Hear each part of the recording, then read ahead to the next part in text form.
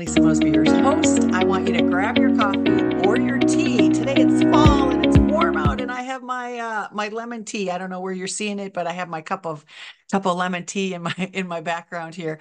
So grab your coffee. Today we're going to delve into the heart of generosity and its impact. And today's topic is called "Live More and Give More." So I invited my dear friend LeAnn Lyon here. You have all seen her before. She's my friend and she's my business partner. She's a black belt in karate. That's what I'm going to leave you with. So don't mess around. This lady knows her stuff, and she has the heart of gold. She has generosity to fill a stadium, and I couldn't think of a better person to have this conversation with. It showed up in my executive meetings this week in my executive networking group that happens from 7 to 8 a.m. Central Time. We were talking about giving, and I just didn't get enough of it. And I called LeAnn. I was like, I want to talk to you. I want you to bring all of your thoughts, your books, your ideas, your scriptures. Let's dive into this conversation. So LeAnn also has a show on Win Women TV, and it's called Lead with LeAnn. So please check her out over there. In the meantime, welcome, my dear. I'm so glad you're with me this morning. I love spending time with you. You know that. We have mutual fan clubs. When you have friends in your life who you just adore and you can't imagine your life without them, that's where you are. Well, thank you. And the same. I've been trying to put together a reel on Facebook, and Facebook keeps like timing out every time I do it. And where I'm putting in pictures of blessings, and when I say blessings, people who are blessings in my life, and you're right in there, like right towards the beginning. But yeah, Yeah. I just can't get the reel to go through, and I don't know what the deal is. So I'm like, okay, well, I'm Oh, not meant to publish it today. I'll do it another day. It's all good. yeah. That's interesting when it happens. Sometimes you wonder, things show up for a reason. Yeah, Maybe there's a new edition that needs to go in that reel. Who knows? I'm sure God has a maybe. plan for it. Yeah. Yeah, You I know, do. I'm trying to think of where we should start with this. Do you want to share a personal story of giving significance that kind of impacted your life? I know you have so many of them, and maybe that will launch us into our conversation. Yeah, there's a couple of things. And I'll give a really recent story. And that was, I was raised a Christian. I grew up in the Lutheran church, and I always gave my little offering. And when we had children, we would give them an allowance and we'd teach them to tithe. But I don't know that we were fully tithers ourselves. And so I started praying over this, and I was like, we should. And one day my husband turned to me, he says, "What do you think about tithing?" I'm like, yes, and I'd been praying about it for months.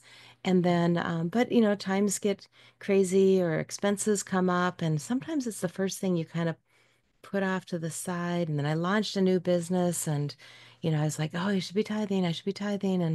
And I just kept resisting it. And then I was reading a book. I have an advanced copy of an amazing book coming out. Um, and in the book, she says, I had to die to selfishness, being offended, self-comparison, and my weaknesses. And it just hit me like, and tithing. Like I had to die to not tithing. And and actually in her same Bible study, she leads a Bible study on Wednesday mornings, 10 a.m. Central, and we're focused on this book, 30 Life Principles. And the third, we're on which chapter? The 23rd chapter is called You Can Never Outgive God. And the reminder that we're only giving back a portion of what he's actually provided us in the first place. And right there, I was like, done. I'm done. I'm done with the sin, which is really how I see it. And I'm like, oh, I am completely relieved of this kind of underlying, just knowing I should be doing something different. I've had those aha moments a lot lately, by the way. And just what a freedom it actually feels. So now when income comes into my business, I just boom, boom, shoot 10% back out and I forget about it. And it's so Yeah. easy to do with phones and apps. I mean, it just boom, it lands, boom, it goes, and I'm done. Yeah. Yeah, and even churches have it set up. So if you do receive your salary as an automatic deposit into your account, it can come in and it can go right back out. You can set it up with an electronic funds transfer. I know my church does that, so Yeah. So you if can you have it know you're set going to get paid on certain days, right. Yeah, out on certain days as well. Mine is Yeah. not that. No, we're both commissioned, so there's no consistency. And I Yeah. know they say you need to be consistent. It's like, but when the money comes in, Yeah, the when it comes, consistency is the act of tithing, but the day may change based on when we get paid. yeah. Or if I get paid 10 times in a month, then I just tithe 10 times in a month. It costs me 30 cents to do it. And it doesn't even cost the church will pay the 30 cents. I think I can do that too. But there's no additional expense to the number of times that I send money through this method. So Yeah. that's one story. But I have When others.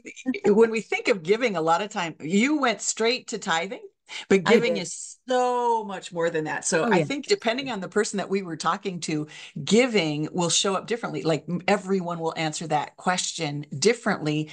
Perhaps they receive something, and so they identify their experience of receiving and can describe what it felt like when someone gave to them.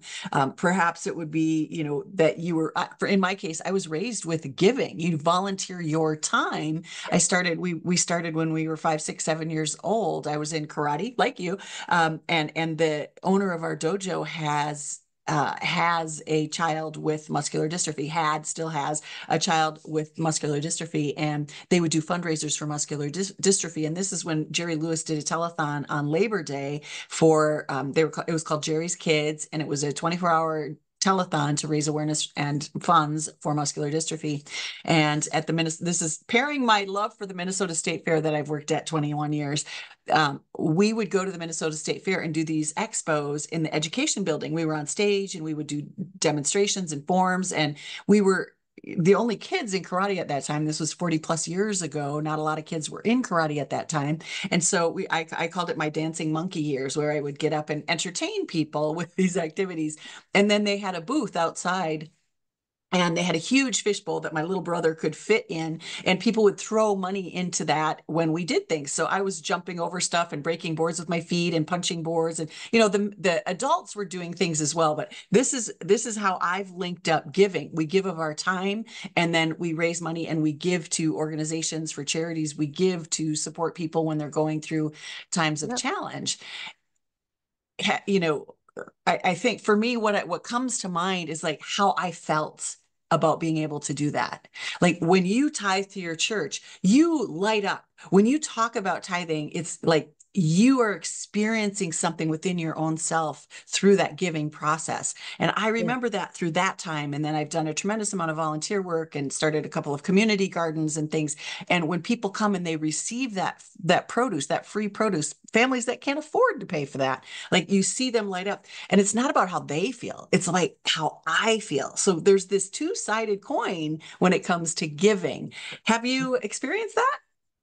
Yeah, in fact, I really look at my business the same way. If you look Yeah. at, okay, I'm going to put 40 hours a week into my business, I'm going to tithe 4 hours of that. And so when you're looking at a business development, you need to allocate. You need to have some time dedicated to working on your business, some time dedicated to working in your business. You have to do marketing, you have to deal with the finances. There's all this stuff.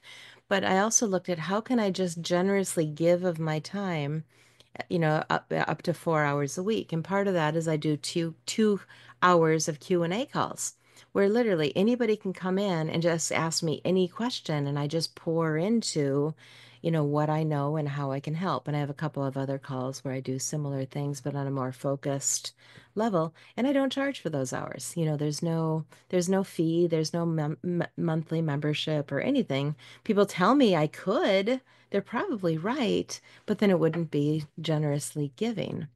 But I have another thought about giving. Sometimes Yeah. too much. Um, Sometimes, and this came up actually on my show just yesterday, sometimes we are so like, oh, I'll just give it to you. I'll just give it to you. So, and that's a common thing. Now, my guest yesterday, who started her business in 1984, so it's a fascinating conversation. She said that for years she was helping her friends to write speeches and write acceptance speeches and write these different things. And she would just meet with them, talk with them, get the voice right, get the stories right, really craft these things. And then one day a friend who had plenty of money said, "You know I would pay you for this." She hadn't been charging for it. And she's like, "No, I just thought this is what I did for my friends." And that was her aha moment to say, you know what? We deserve to be paid though for our gifts. We don't have to be like if you think of the story of the woman with the oil in the New Testament. Yeah. She and her son were down to like their last pennies. And I think Paul or somebody, Peter, told her to go collect all the jars that she had and to start filling them with oil. And so she had this one little jar of oil and she started filling jar after jar after jar. This is a similar story to the loaves and fishes story, if you know that one. Of course you Mhm. do. But the oil, she filled every jar she had, and then the oil ran out. And then she said, "Okay, I filled all the jars. What do I do now?" He said, "Sell it." He didn't say, "You got it for free, so go give it." Yeah. He said, "Sell it." Yeah. Provide, become a So provider for your family. Yeah. become the provider for your family. So just because you receive a gift or a talent, a skill, doesn't mean you should just give it away. Yeah. And you can tithe. You can tithe your time and you You can have tithe it. your gift as well. So, but you do that with that mindset of, there are some people that need a hand up or, a leg up, so to speak. And you can have scholarships for those people. You can have, time or tithe set aside to Yeah. support and pour into those people. Everybody needs assistance sometimes, but we also need to get paid for our gifts. Is there a more effective way to encourage other people to embrace a giving mindset? Because I don't know, I want to use an example, but I don't want to offend this person. And if they ever saw this, they would know this. But there are some people that it's just take, take, take. It's mine. It's like, I worked, I deserve, and there is no give back. Like it's just some folks have this accumulation place. And I don't want to pass judgment on anyone. If you're listening to this, if you've not been a giver, if you don't tithe, if you, if it's not a part of your regular day, maybe you didn't know how. I was raised with it. In fact, I have often, like LeAnn said, there can be too much giving. I have been criticized because I give too much, I volunteer too much. And if I just, it's been said to me, if I spend as much time making money as I did volunteering, I'd be rich. And it's like, well, God's a pretty good provider. I've been okay so far. I don't need piles of money and storehouses full of it. I have enough. I have a roof over my head. I have food in my belly, and I can volunteer and I can help people. And the richness that I get in my soul and my heart and who I am is payback enough for that time. But how do we encourage people to experience this, to maybe embrace a giving mindset? Thoughts on that, LeAnn? Yeah, I'm actually looking up verse. So I kind of figured. I saw your eyes down there. I'm going, kind oh, of she's got a book. goes, go back and actually looking up on in the Bible actually on my app. Oh, okay.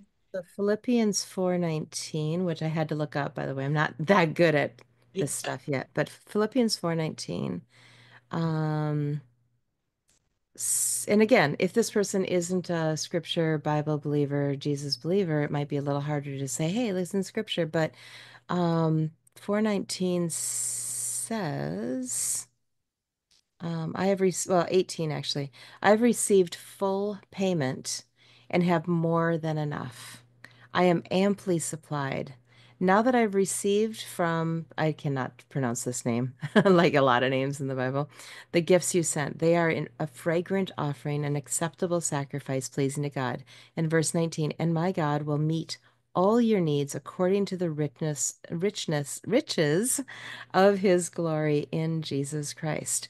And so it's sometimes I think when people are hanging on so tight, they have a fear that they believe it's, well, first of all, they believe they earned it. They don't see it as a gift. And when you see that everything is a gift, then it's a lot easier to let it go, I think. But Yeah. it, this is why scripture is so important. I have a lot of people in my world right now, a lot of people who are like, oh, well, the Bible is just fiction. You know that, right? they'll actually tell me this. And I'm like, have you read it? Because the version I'm reading right now, I'm actually walking through the entire thing again. I'm on day 10, and I'm doing it in what's called a chronological order.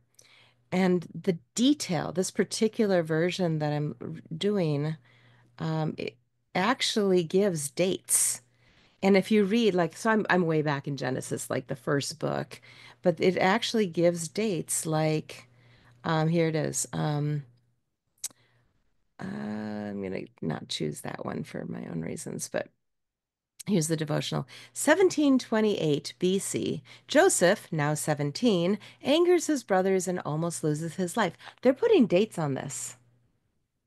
And if you really look at Genesis and a lot in Chronicles and Kings, they're very specific. I mean, this isn't just somebody made up these names that I can't pronounce. Yeah. These are actual That genealogies lived on the planet. that Yeah, lived that lived on on the Earth. planet. Yeah. And so, and they're actually putting dates to these things. And so people are like, oh, Noah, that was a, that was just a, no, there's a date on here. And Hmm. so when you start to see it as what it was called to be, actually God's word, actually, yes, people had to write it out, but they were God and divinely inspired. If we hold that that's true, then it just changes your perspective on these different things. And people say, well, but there's so much contradiction. And I'm like, well, there were a lot of people Yeah. And that's doing why a you lot should of read the bad book things. by called Case for Christ by I think it's Strobel is the last name, and he's a retired police detective, and he was an atheist and set out to prove that the Bible is false. And there's no way that there could be any truth in that. And the exact opposite is what happened. He used his detective skills, and it's a great story. I got to see him speak some time ago. I've seen him a couple of times, and the book is called "It's a Case for Christ," and he actually shows the case from a detective's perspective on why the Bible is true and the dates and how they line up and all of those things. So if you're in that space and you're not sure, or if you have people in your life that you may want to help, expose them to the Bible in a different way, that might be a place to start. Have them check out why, as an atheist, he decided to believe that it is true. The other thing Yeah. I think sometimes we lose sight of is do you know what a parable is? I mean, you know what a parable is. You're an avid reader. So a parable is, it can be a true story, but we use analogies like the Sea of Galilee. The Sea of Galilee is like Lake Calhoun here in Minnesota, the former Lake Calhoun. It's not like when we think of I think of a sea, the Red Sea or the Black Sea. Some of these seas are massive. But the Sea of Galilee is this smaller little lake, and you can see that on some of the maps and things that it's not ginormous. People can actually walk around it, where some seas you wouldn't be able to. So I think in terms of description, then we think that people are lying or there's this made up stuff, and it's language, it's interpretation from other languages to the English language. So some of those things Yes. get lost in translation, or they can be looked at like it's a parable, it's a description, and it's not true. And so that's why we have these scholars who dive into and explain. When you get into a Bible study and you get to look at every word or every sentence, the clarity starts to come, and you start to have an understanding, and you can see the bigger picture. So I think there's Yeah. lots of reasons why we can call untrue, and that it didn't really happen. But when you actually spend the time and investigate and invest in your soul and your, savior, you'll learn, you'll know if it's And I'll true or just not. say, if anybody's like, well, where do I start? It's a big book. It Yeah. is. But I would start with the Gospel of John. It's the fourth gospel. And I only learned recently what gospel means. It's actually a stolen word from the Roman language. The emperors of Rome, there were gospels of each emperor, which is their birth, their life, their death. That's why it's called the gospel of Jesus Christ. All four gospels talk about, at least, not all four talk about birth, but over the four, Life and birth, the life. death. And so Yeah. all of them are set up that way. That's why they're called gospels. I never knew that before. I didn't know that. The Yeah. fourth gospel is the Gospel of John. Yeah. And all of them are great. Read all of them eventually, but John is just so it was the first one that I was told to read. When I Yeah. really said, I really want to start studying the Bible, that's the gospel I was told to read. And in reading it, I was like, this is this is fantastic. And in terms of almost fantastic, like unbelievable fantastic. But if you really see, these were real things that really happened. It's amazing to say, how can anyone doubt that Jesus was the Son of God? Because really, nobody else can do the things that he was doing. Even though in the end, he commissions us to go out and do the same and more, which is mind blowing because we've really lost that as well. I want to go back just a moment. There's another book that's out recently, and it's specifically about the science and how science lines up with the Bible and really proving the Bible through science for those people who are like, science, we need science, we need science. Well, science is all theory. It's called a hypothesis, scientific hypothesis. Yeah. The And scientific method. scientific method is all guessing. Yep. Guess and I check. got in a Guess. huge argument with one of my teachers about this. It's like, this isn't true. Oh my gosh. They kicked me out of my class because I was like, you're just making stuff up and then you're making your like I can make numbers do anything. I can steer them any Yeah. direction I want to. And that to me was what the scientific method was in my molded, my learning brain. So I get what you're saying. It's like that's pretty made up too. There's a real book, you can find it, called How Yeah. to Lie with Statistics. And Yeah. and we're lied to all the time with statistics. There's one other part I wanted to share. You shared Sure. the story of that gentleman who went out to prove that. So in this again book that I is got it's coming out really soon. So but there's one part in here that just even as a believer, it floored me. It says that we can learn from those who radicalized their rejection and hatred towards God and the gospel of Jesus. Here are the final words of some famous atheists before their deaths. And she has several in here. Thomas Paine, David Hume. So Thomas Paine was famous as leading political activist and atheistic writer in the American colonies. David Hume, a Scottish atheist, philosopher, and essayist, famous for his religious skepticism. Sir Francis Newport, politician and head of the English Atheist Club. To those gathered around his deathbed, he said, "You need not tell me there is no God, for I know there is one, and I am now in his presence. You need not tell me there is no hell. I feel myself already slipping. Wretches, cease your idle talk with there being hope for me. I know I am lost forever." This is on his deathbed. I know I am lost forever. Oh, that fire. Oh, the unsufferable pangs of hell. It goes on. I mean, this is what they saw.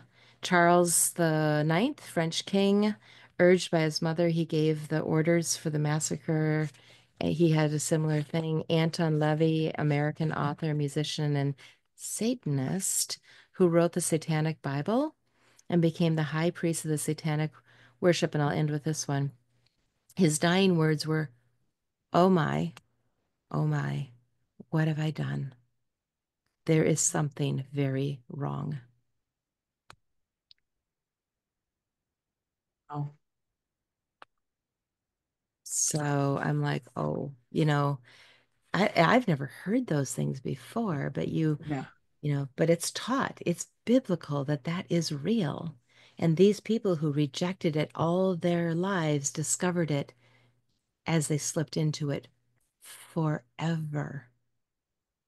Forever. That's a mighty long time. And I'm here to tell you, oh, I'm from Minnesota. Yes, That's Prince. Prince. Yes, Prince. I was quoting Prince suddenly. Oops. But yeah, Yeah. yeah, Let's pull it back into to giving. So yeah. Giving. how does this align with giving more and living more? Yeah, I just think, giving is part of what we're called to do. And again, I believe when you're talking about your person, start with something small and just say, you know what, maybe let's do a project. Let them experience the joy of giving if it's Hmm. at all possible. Bring them into a Feed My Starving Children event, which is fun. They got music, you're doing something, it's social. Find a way to let people experience it. And don't just bring them in and then let it go. Find a way to bring it back to saying, how did you feel while you were there? Did you Yeah. notice a lightness of heart? Did you notice a joy, if you will? Every day right now, I'm putting little videos on my stories, and this whole week, I'm specifically picking songs that have the word joy in them.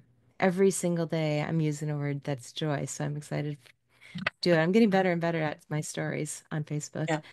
Haven't Um, done it yet. I will do it. I'm gonna learn it. I'm diving yeah, into it.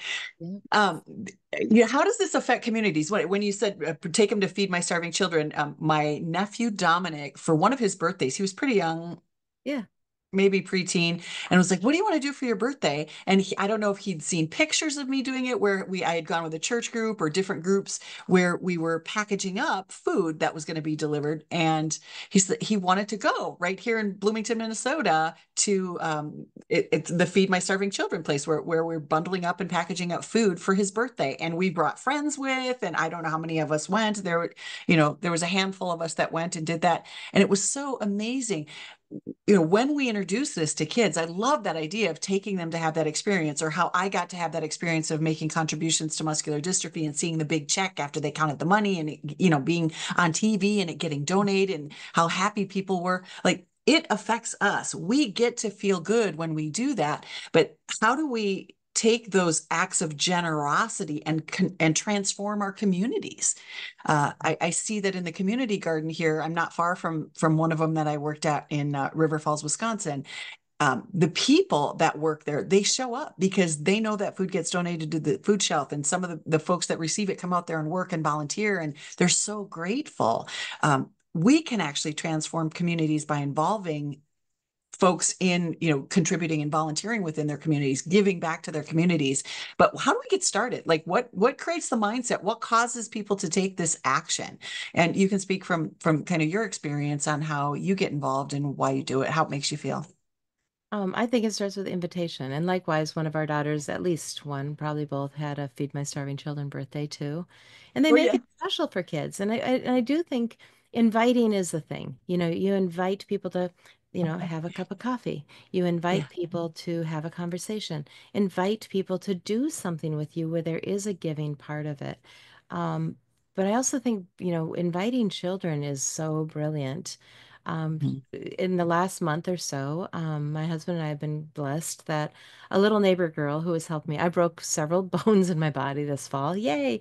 And she was coming over every day to water the plants because it was difficult for me to do it. And so she started watering the plants. Turns out she loves watering the plants. She's like, I don't know what I'm going to do this fall when I don't have plants to water. I'm like, well, you can come in and water. I'll try to keep some plants alive in the house for a change. Come on in and water those. But one day, just spontaneously, I said, "Hey, we're going to Bible study. They have a kids program. Would you want to go?" And I'd already talked to her mom about this before I just did this. And her mom was like, "Yeah, I don't care if they go. I just don't have the energy or desire to go." And I Yeah. said, "That's great." So we invited her, and she loves it. And Um, so the second time I took her, she had found some coins in my car, and she'd, found them, collected them, organized them, and then she handed them to me, and I put them in my pocket. And then when we walked in, I said, all those coins you collected? Do you know what an offering is? Of course she didn't. no. And so I said, here's the first offering you can give. And she was so excited to be able to give that offering. So children can lead their whole families back to church. It happened in my family. My Yeah. daughter, when I did lose my focus for a couple of years, it was my daughter who said, "Mom, will you go to church with me?" And it changed my life. A year Yeah. later, I was water baptized. So invite people to do things. It doesn't have to be church. It can be go to an event, go to there's so many things out there. I mean, people are doing fundraisers all the time for somebody who's been in a car accident. Go to the car accident, donate some money, or donate your time. Mhm. I don't know, there's so many things I can think of. And best of all, get to know the person, know what touches their heart, and invite them to do something that's a match, and you just have to look for, well, and I would say pray about it. If you're the specific person you're looking to soften this direction, pray, say, hey, show me what will attract them. Show me what they will say yes to. But then again, I believe you need to follow it up with, how did that feel? How did you like doing that? And I don't care. Volunteer at an art museum, volunteer. There's so many volunteer opportunities. In Florida right now, after the Hurricane Milton, there's like people volunteer just going cleaning trees off people's yards and helping people take care of and fix up things that have broken around their house. There's there's always plenty of opportunities, and it's interesting during times of trauma, during times of need. When we have weather and things like that that cause so much destruction, people come out and we pass political lines, we pass religious lines, we pass all of these things to the side, and we just become human and we serve where it needs to be served. Why can't we be that way every day? Why does there have to be this riff and, Republicans and Democrats? It's like we are human, and there is something foundational that all of us need: food, shelter, love, compassion. It'd be nice if on a daily basis we could look past all of those things that divide us and come together as humanity and give. The last thing, I know we're getting close to our time here, but I want to talk about giving and receiving and taking, like givers, takers, and receivers. To me, it's giving and receiving is what we often hear, but I throw that word taker in because I think it's a completely different energy than receiving. When we give, there's this expectation of receiving, or maybe you don't receive from that person, but when we give, we put into the world. They say, my dad always said, be careful what you put into the world because it'll come back to you tenfold. So if you sow nastiness, you're going to get 10 times the nastiness coming back at you. If you sow love and kindness, if you water that, that's what's going to create fruit. That's what's going to come back into your life. And then there's this piece out here that's just, I call it the taker. And we might need to identify those folks because we do want to give. I want to give, I want to support, but there are people that just keep taking, taking, taking, taking, taking, and they don't really fall into the giver or the receiver. They're coming from a different place. So do you want to chime in on this? Have you had some experience in this realm? Don't we all? Um, Figure. but as you were saying that, and I was, hearing what you were saying, and just for me trying to listen to what to say about it, takers are sowing an energy, and they will receive back tenfold that energy. So, I think the takers, that that they're seeding poverty, and they'll receive poverty. It may be not financial poverty, but other sorts. Like you said, what we give, just because we tithe, say, money, doesn't mean we get it back in money. And, you've never seen a hearse with a U-Haul, right? So it doesn't need to come back that way. Although we are promised to be provided for, even the sparrows are provided for. One of my favorite songs by John Gray, I think his name. And, even the sparrows are taken care of. So we should never have to worry about being taken care of if we're obedient to what we're called to do. But takers aren't obedient because we're not called to do that. So they are sowing that lack, and they will receive tenfold lack. And maybe they're receiving back, they're not giving in one way, but they're receiving lack tenfold in other ways. Does that make sense? It does, yeah. And we don't give with the expectation of receiving. It's what happens. We know that when we sow, we get to harvest. When we knock, the door will be answered. And Right. so when we give, there's a receiving that will happen. And it's equally as important to be a gracious receiver as it is to be a gracious giver, because the person that is giving to you, if you receive and you're a gracious receiver, they will feel good about what they did. And then it's okay to receive. But it really is an ebb and flow that we can't always just be sucking the world dry. And it's not all about us. It's about a little bit about us and how we feel, but it's also about how other people feel when they give and when they receive. So it's a Yeah, beautiful we thing. were blessed by some people coming out to help us again, with my foot being broken. Like there's things I still can't do. I'm still not supposed to lift because of broken ribs. Yeah. So this little girl coming over though and watering the plants, and I thought, oh, I should pay her for it. And then I thought, you know what? It's okay for her to learn to just serve. And I Yeah. didn't. But towards the end of the summer, there was a garage sale on the street. And I said, did you go to the garage sale? She goes, yeah. And I said, did you get anything? She goes, no, I don't have any money. So I quick texted her mom and I said, is it okay with you if I go? So we went there and she showed me three or four things that she wanted, but I looked for the light on her face. And the one thing that could be kind of an anchor for her, something that she would see and remember. She received this thing that she wanted. Um, Not because she gave, of her time and the watering, because she continues to do that for free, but just as a thank you from me to her as well. So it wasn't a payment, but it was Yeah. an appreciation. So as a tangible appreciation that I could give to her. Yeah, and it was a stuffed animal. It was cute, Yeah. you know. Oh, She's 9. yeah. Yeah. That's beautiful. So So it does come back. it Yeah. does.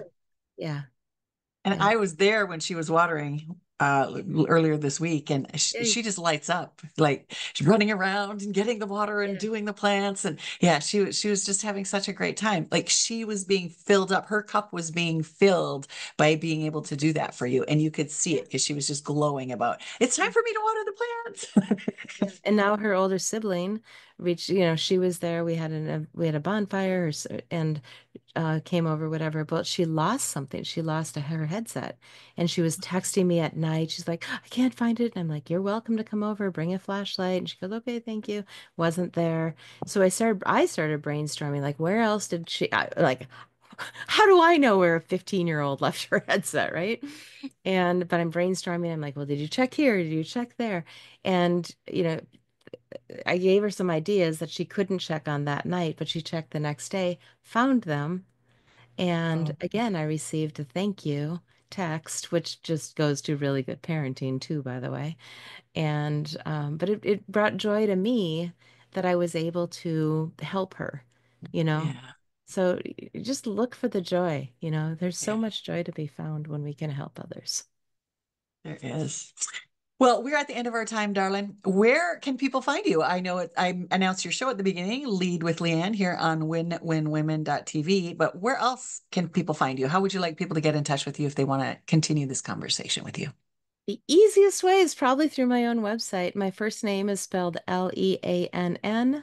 My last name only has 4 letters. It's Ly as in yellow, O-N. So leannlyon.com. Very easy. And from there, though, you can find me on social media. I'm on Facebook quite a few ways.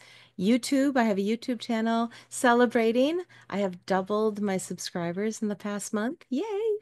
And, Oh, I geez. do a lot of content over there, um, you know, just branching out. So Well, that's thank you fun. so much for joining me once again. All right, folks, that's a wrap. My name is Lisa Mosby. I'm the host here at Living with Favor, and you can find me at lisamosby.com, and that's Lisa, Mosbey.com. There you can book 15, or I think I have it up to a 30-minute call because I can't even talk to you in 15 minutes. So book a 30-minute call. Let's talk about your social media. If you are an entrepreneur and you would like to improve your message, use a little bit of AI assisted posting in your social media, I'm here to help you with that. Please reach out and we'll take a look at what it is you're doing and how we can improve it or enhance it. All right. Have a great week and we'll see you next week. Come on back, everybody.